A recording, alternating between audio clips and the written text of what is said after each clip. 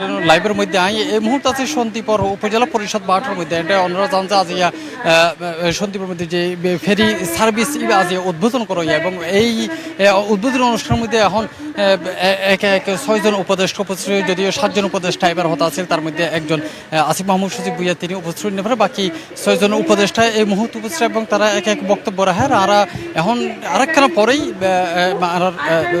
বাংলাদেশের বর্তমান প্রধান উপদেষ্টা ডক্টর মোহাম্মদ ইউনূস তিনি বক্তব্য রাখব, তার বক্তব্যের মধ্যে আরা চলে যাই বই তারা সকালে আর যদি একেবারে লজ গার্ডের ফুটেছিল যে ফুটেছে ওই জায়গার মধ্যে কিন্তু প্রচুর পরিমাণ মানুষ এটা উপস্থিত আছে। তারা একে একে আসলে একসাথে এত উপদেষ্টা ঢাকার বাইরে এইভাবে একত্র ওই লোকে নিয়ে এলাকার সন্দেহ আছে।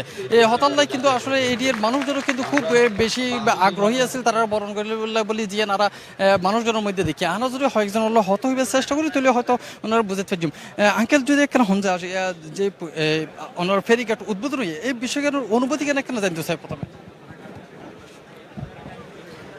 আসসালামু আলাইকুম। আসলে আমি সন্দ্বীপের অধিবাসী।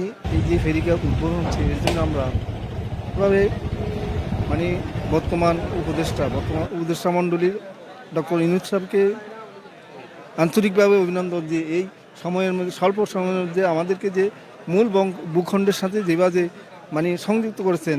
ইতিমধ্যেই গত 54 বছরের মধ্যে যেটা হয় নাই সেটা এই 7 মাসের মধ্যে হয়েছে। ইনশাল্লাহ দিলে আগামীতে আমাদের জন্য আরও অনেক কিছু করবে। বিশেষ করে অতীতে আমরা যে যে বঞ্চনার মধ্যে ছিলাম, বিশেষ করে 54 বছরে আমাদের এই যে বাংলাদেশের অর্থনীতিতে সন্দ্বীপের যে অবদান, বিশেষ করে জাতীয় অর্থনীতিতে বাংলাদেশের অবদান শতকরা 11%, কিন্তু বিভিন্ন জেলাও তাই পারে নাই, কিন্তু সন্দ্বীপ একটি উপজেলা যাই পারেছে। অতীতে কোনো সরকার তাই করে নাই। বর্তমান সরকার আমাদেরকে আরও অনেক কিছু দিবে, আরও অনেক কিছু করবে।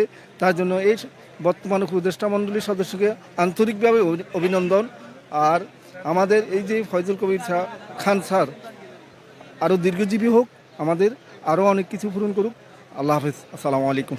অসংখ্য ধন্যবাদ আঙ্কেল। অনর হাটস যদি এখানে আজিয়া যে ফেরিঘাট উদ্বোধন এবং ফেরি সার্ভিস উদ্বোধন এবার এনা তো অনরার সন্দীপবাসীদের মধ্যে কিন্তু একটা বড় ধরনের আপনাদের আকাঙ্ক্ষা ছিল, একটা স্বপ্ন ছিল এই জিনিসটা আপনাদের মধ্যে, এবং একই সাথে আপনারা যে আজকে যে উদ্বোধনী অনুষ্ঠানটা হলো সেখানে দেখা গিয়েছে সঙ্গীত বাংলাদেশের অন্যতম উপকূলীয় স্বাধীনতার অল্প শতাব্দী পরে ঐতিহ্যবাহী এই জনপদের সাথে দেশের মূল ভূখণ্ডের যোগাযোগের ক্ষেত্রে কোন কার্যকর ব্যবস্থা গড়ে ওঠেনি। কি লজ্জার কথা, 50 বছর পার হয়ে গেল, এদিকে বিরাট শহর, বিরাট বন্দর, সবকিছু চলছে। এখানে আজকে নিজের বাড়িতে যাওয়ার সময় কোথায় মধ্যযুগীয় অবস্থার মধ্যে হলে চলছে মনে করে, এবং এটা সত্য করে যাচ্ছে, এটা নিয়ে কোনো উচ্চতা চলছে না। আজকে আমরা সেই কলঙ্ক থেকে মুক্ত পেলাম, সেই জন্য সবাই মিলে করে একটা হাত তালি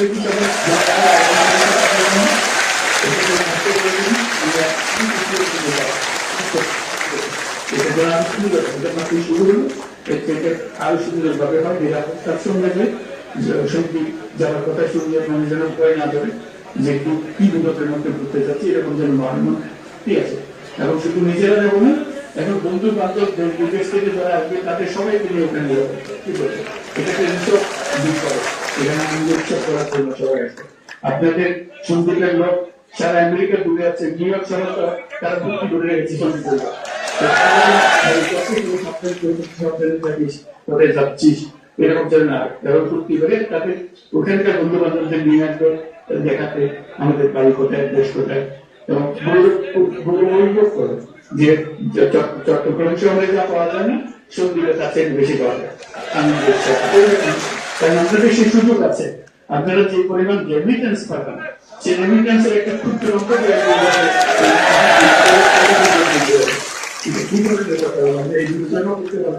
আপনাদের পয়সার অভাবে হচ্ছে না, এটা তো মনে হয়। এটা শুধু আপনাদের সেই সুযোগটা যাতায়াতের সুযোগটা করে দিলে সমস্ত দেশে হয়ে যেতে পারতেন। দ্বীপের মানুষের জীবনযাত্রা অনেক কঠিন, সেটি বলছেন অনেক জর্জরপন্থা মোকাবেলা করে আপনাদের টিকে থাকতে হয়। আমি এই এলাকারই মানুষ, আপনাদের জীবন আমি খুব কাছ থেকে দেখেছি। সরাসরি গাড়ি চলাচলের কোনো ব্যবস্থা ছিল না, অ্যাম্বুলেন্স না চলার ফলে অনেক রোগী সন্দ্বীপ থেকে চট্টগ্রাম যাওয়ার পথে রাস্তায় মারা যায়। কি দুঃখের কথা, কি অসম্ভব কথা যে আমরা এই সভ্য জগতে আছি, কিন্তু যাতায়াতের অভাবে আমরা নিরাপদে একজন রোগীকে হাসপাতালে নিয়ে যেতে পারছেন।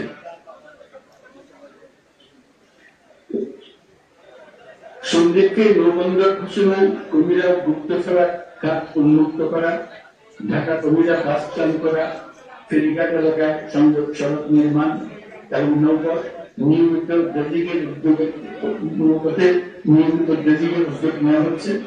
এই ছোট ছোট উদ্যোগগুলো সন্দেহবাসীর দীর্ঘদিনের ভোগান্তি কমিয়ে আনবে, যেটি আমরা আশা করব। সঞ্জীবের প্রবাসী রেমিটেন্স পাঠিয়ে দেশের অর্থনীতিকে শক্তিশালী করতে বিশাল ভূমিকা রয়েছে। আমি আপনাদের প্রত্যেকে নিজ নিজ উপজেলা উন্নয়নে কাজ করার আহ্বান জানাচ্ছি। আজকের এই মাইলফলক অর্জনের জন্য সংশ্লিষ্ট সকলকে আন্তরিক ধন্যবাদ জানাই। 50 বছরেও যে কাজ হয়নি, আজকে সেটি খুব কম সময়ে সম্পন্ন করেছেন তারা। ফেরি চলাচল নির্বিঘ্ন রাখতে প্রয়োজনীয় সবকিছু আপনারা করবেন বলে আশা রাখি। এইভাবে ভারসাম্যপূর্ণ উন্নয়নের মাধ্যমে সম্মিলিতভাবে বাংলাদেশ এগিয়ে যাবে এবং সন্দীপ এই অগ্রযাত্রায় নেতৃত্ব দেবে, সেটাই হলো কথা।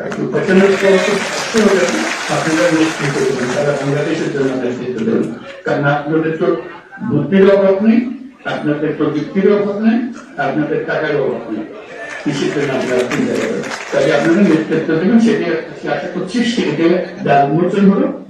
আপনাদের সবাইকে আমার শুভেচ্ছা জানাচ্ছি, সালাম জানাচ্ছি এবং অগ্রিম ঈদ মোবারক জানিয়ে রাখছি।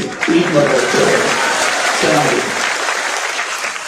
দর্শক, এতক্ষণ পর্যন্ত এটা বক্তব্য রাখছিল, ভার্চুয়ালি বক্তব্য রাখছিল প্রধান উপদেষ্টা ডক্টর মোহাম্মদ ইউনূস। তার বক্তব্যের মধ্য দিয়েই কিন্তু আজিয়ার যে উদ্বোধনী অনুষ্ঠান, অর্থাৎ বাঁশবাড়িয়াতুন যে ফেরিঘাট উদ্বোধন এবং একই সাথে সন্দ্বীপের মধ্যে আইরা যে ফেরিঘাট, এই দুটো ফেরিঘাট আজ উদ্বোধন হয় এবং একই সাথে ফেরি সার্ভিসও উদ্বোধন করা হয়। এই উদ্বোধনী অনুষ্ঠান কিন্তু প্রধান উপদেষ্টার বক্তব্যের মধ্য দিয়েই কিন্তু শেষ হয়। আর এটা হির সন্দ্বীপের যে উপজেলা পরিষদ মাঠের মধ্যে আছে, মাঠের মধ্যে এখনো পর্যন্ত বেশ কিছু মানুষজন উপস্থিত। তারা আমরা যেমন ডেলিভারি অবস্থায় মহিলারা অনেক কষ্ট করে বিপদে পড়ে, যাতায়াতের সময় অনেকেই মৃত্যুবরণ করেছেন, এগুলা থেকে আমরা রক্ষা পাবো। তাই বলে আলহামদুলিল্লাহ বলবো আমরা যে ফিরে ধন্যবাদ। অসংখ্য ধন্যবাদ। দর্শক, এতক্ষণ পর্যন্ত আহত হলে ম্যান্ডে বেশ কয়েকজন মানুষজন লয়। আর যদি সকালে যদি আর চিত্র কিনা একটা তাহিবার চেষ্টা করে, আর একেবারে যদি বাঁশবাড়িয়াতুন অর্থাৎ সীতাকুণ্ডুর ওই পারের যে ফেরিঘাটটা আছে, সেই ফেরিঘাট হতে ধরি সন্দ্বীপের মধ্যে আরো ফেরিঘাট, এই দুটো ফেরিঘাটের মধ্যে আর দেখি প্রচুর পরিমাণ সন্দ্বীপের মানুষজন অপেক্ষা করে উপদেষ্টা অকলরে বরণ করে লেবেন লাই। আর এখানে তার বড় একটা স্বপ্ন আছে, যে আমি বারবার হইবার চেষ্টা করছিলাম, বছরের পর বছর যুগের পর যুগ তারা এই ধরনের স্বপ্নগান তারা দেখিয়ে আসছিল যে একদিন তারা গাড়ি দিয়ে সরাসরি দেশের যখন প্রান্ত সরাসরি তারা বাড়ির মধ্যে যেতে পারবে। এই এই লেখার স্বপ্ন তারা রাজিয়া পূরণ হইতে চায়। এই আনুষ্ঠানিকভাবে যদিও ইয়ার আগে কিন্তু পরীক্ষামূলকভাবে হয় একদিন ধরে চললে, তো যেন তার অনুভূতি কেন আলাদা। আবার একই সাথে যেহেতু 6 জন উপদেষ্টা এরা উপস্থিত আছে, সে আবার ডক্টর প্রফেসর ইউনূসও তিনি সরাসরি ভার্চুয়ালি যুক্ত হইল, এন তারার মধ্যে আলাদা একখান উদ্দীপনা তারার মধ্যে হাজ করছে। তো এত পর্যন্ত সাথে আসলে ভাই সন্দীপ তাফহিম আলমগীর, C+ TV।